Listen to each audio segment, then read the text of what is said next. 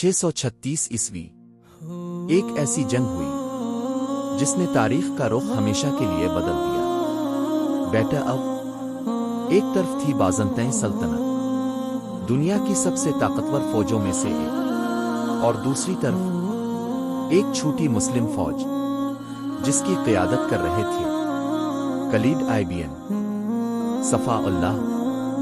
دشمن کی تعداد اتنی زیادہ تھی کہ ہر کسی کو لگ رہا تھا یہ آخری جنگ ہوگی، لیکن خالد بن ولید نے میدان جنگ کو ایک شطرنج کی بساط کی طرح استعمال کیا۔ تیز گھڑ سوار حملے، جھوٹے پیچھے ہٹنے کے حربے، اور اچانک تباہ کن حملے۔ ریت کے طوفان اٹھ رہے تھے، تلواریں ٹکرا رہی تھیں، اور ہر طرف قیامت کا منظر تھا۔ پھر آیا آخری حملہ، اور صرف چند گھنٹوں میں بازنطین فوج ٹوٹ گئی۔ یرموک کی فتح نے صرف ایک جنگ نہیں جیتی،